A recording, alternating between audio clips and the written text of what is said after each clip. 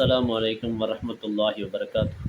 அல்ஹம்துலில்லாஹ் வஸ்ஸலாத்து வஸ்ஸலாமு அலா ரசூலில்லாஹ் வ அலா ஆலிஹி ஹிஸ்பில்லாஹ் வ அஸ்ஹாபிஹி ஜுல்லில்லாஹ் அம்மா பஅத்.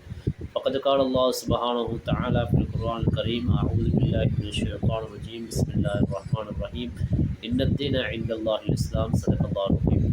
கண்ணியத்துக்குரிய இஸ்லாமிய சகோதரர்களே, பெரியோர்களே, நாம் தொடர்ந்து பேசி வருகிறோம் இஸ்லாமிய வளர்ச்சியில் பெண்களின் பங்களிப்பு என்ற பெரிய தலைப்பில் பெண் சஹாபாக்கள் வரலாறும் அவர்கள் செய்த சேவைகளும் என்ற சிறிய தலைப்பில் தொடராக நாங்கள் பேசி வந்து கொண்டிருக்கிறோம். சென்ற நேற்றைய தினம் ஹதீஜா ரலியல்லாஹு அன்ஹா அவர்களை பற்றி பேசி முடித்தோம். அடுத்ததாக இன்றைய தினம் நாம் பேச போகின்ற விடயம் சௌதா ரலியல்லாஹு அன்ஹா அவர்களை பற்றி. நபிகள் நாயகம் ஸல்லல்லாஹு அலைஹி வஸல்லம் அவர்கள் ஹதீஜா ரலியல்லாஹு அன்ஹா அவர்களை திருமணம் முடித்து அவர்களோடு வாழ்ந்து பின்னர் ஹதீஜா ரலியல்லாஹு அன்ஹா அவர்கள் வஃபாத்தானதுக்கு பின்னால் அவர்கள் தனிமையிலே இருந்து கொண்டிருந்தார்கள். இப்படி இருக்கின்ற காலகட்டத்தில் தான் ஹதீஜா ரலியல்லாஹு அன்ஹா வஃபாத்துக்கு பின்னால் நபிகள் நாயகம் ஸல்லல்லாஹு அலைஹி வஸல்லம் அவர்கள் நபிகள் நாயகம் ஸல்லல்லாஹு அலைஹி வஸல்லம் அவர்கள் குறைஷி கூட்டத்திலே ஆமிர் பின் லுவை என்று சொல்லக்கூடிய மிகவும் பிரபலம் வாய்ந்த ஒரு கூட்டத்தில் இருக்கக்கூடிய சௌதா ரலியல்லாஹு அன்ஹா அவர்களை திருமணம் முடிக்கிறார்கள். இவருடைய தாயார் பேர் சூமுஸ். அவர்கள் மதீனாவில் இருந்த மிகவும் மேன்மை பெற்ற பனு நஜ்ஜார் என்ற கூட்டத்தை சேர்ந்தவர்கள். அவர்கள் சௌதா ரலியல்லாஹு அன்ஹா அவர்கள் ஏற்கனவே திருமணமாகி அவர்கள் விதவையானவர்கள். அதாவது சௌதா ரலியல்லாஹு அன்ஹா அவர்கள் ஏற்கனவே திருமணம் முடித்திருந்தார்கள். சக்கரான் என்று சொல்லக்கூடியவர்கள் திருமணம் முடித்தார்கள். அவர்கள் வஃபாத்தானதற்கு பின்னால் நபிகள் நாயகம் ஸல்லல்லாஹு அலைஹி வஸல்லம் அவர்களை திருமணம் முடித்தார்கள். இந்த சக்கரான் என்றவர்கள் ஆரம்பத்திலே சௌதா ரலியல்லாஹு அவர்களோடு சேர்ந்தே இஸ்லாத்துடைய ஆரம்ப காலகட்டத்திலே இஸ்லாத்துக்கு வந்தவர்கள். இஸ்லாத்துக்கு வந்தவர்களில் சௌதா ரலியல்லாஹு அவர்களும் அவருடைய கணவர் சக்கரான் ரலியல்லாஹு அவர்களும் ஒன்று சேர்கிறார்கள். பின்னர் நபிகள் நாயகம் ஸல்லல்லாஹு அலைஹி வஸல்லம் அவர்கள் ஹதீஜா ரலியல்லாஹு அன்ஹா அவர்கள் வஃபாத்தானதுக்கு பின்னால் அவர்கள் தனிமையில் இருக்கிறதை பார்த்து என்ன நடக்குது என்று சொன்னால், உஸ்மான் இப்னு மத்ஊன் ரலியல்லாஹு தஆலா அன்ஹு அவர்களுடைய மனைவியார் ஹூலா பின்த் ஹக்கீம் ரலியல்லாஹு தஆலா அன்ஹா அவர்கள் நபிகள் நாயகம் ஸல்லல்லாஹு அலைஹி வஸல்லம் அவர்களிடத்தில் வந்து சொல்கிறார்கள், யார் ஸல்லல்லாஹ், தாங்கள் தனிமையில் அல்லவா இருக்கிறீர்கள்?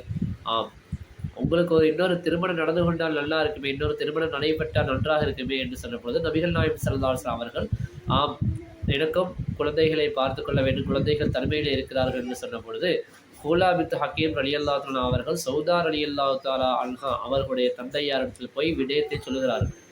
அதை அவர்களும் என்ன செய்கிறார்கள், அவருடைய தந்தையும் சரிகண்டு நபிகள் நாயகம் ஸல்லல்லாஹு அலைஹி வஸல்லம் அவர்களுக்கு தன்னுடைய மகளை இரண்டாவது மனைவியாக திருமணம் செய்து வைப்பதற்கு அவர்கள் விரும்புகிறார்கள். பிறகு நபிகள் நாயகம் ஸல்லல்லாஹு அலைஹி வஸல்லம் அவர்கள் சௌதா ரலியல்லாஹு அன்ஹா அவர்களுக்கு 400 திர்ஹங்கள் மஹராக கொடுக்கப்பட்டது. அவர்கள் திருமணம் முடித்த இந்த விடயம் சௌதா ரலியல்லாஹு தஆலா அன்ஹா அவருடைய பெரிய சகோதரர் அப்துல்லா இப்னு ஜம்ஆ என்று சொல்லக்கூடியவர்கள், இவர்கள் பின்னால் இஸ்லாத்துக்கு வந்துட்டாங்க.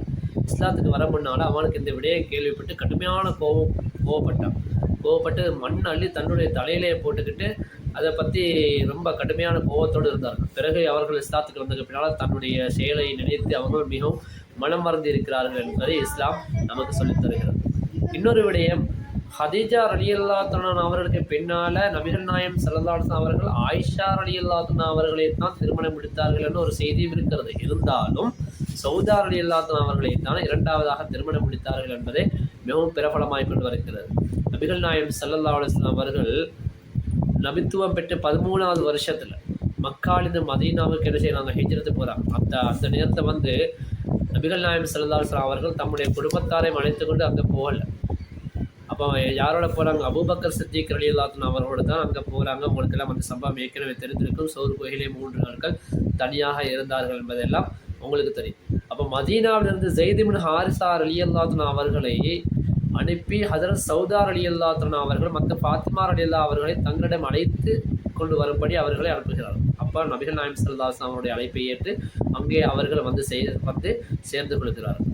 பிறகு ஹிஜ்ரி 10வது வருஷத்தில் ரசூலுல்லாஹி ஸல்லல்லாஹு அலைஹி வஸல்லம் அவர்கள் ஹஜ்ஜு செய்வதற்காக வேண்டி மக்காவுக்கு வருகின்ற பொழுது ஹஜ்ரத் சௌதா ரலியல்லாஹு அன்ஹா அவர்கள் கூடவே செல்கிறார்கள். நபிகள் நாயகம் ஸல்லல்லாஹு அலைஹி வஸல்லமோடு ஒன்றாகத்தான் சேர்ந்து செல்கிறார்கள். அப்போ சௌதா ரலியல்லாஹு அன்ஹா அவர்கள் ரொம்ப அழகானவர்களாகவும் உயரமானவர்களாகவும் இருப்பார்கள். நபிகள் நாயகம் ஸல்லல்லாஹு அலைஹி வஸல்லம் இடத்துல சௌதா ரலியல்லாஹு அன்ஹா அவர்கள் மிகுந்த அழகானவர்களாக நல்ல உயரமானவர்களாகவும் இருந்தார்கள். அதே போல் கொஞ்சம் தடிமனாகவும் பருமனாக இருந்தார்கள்.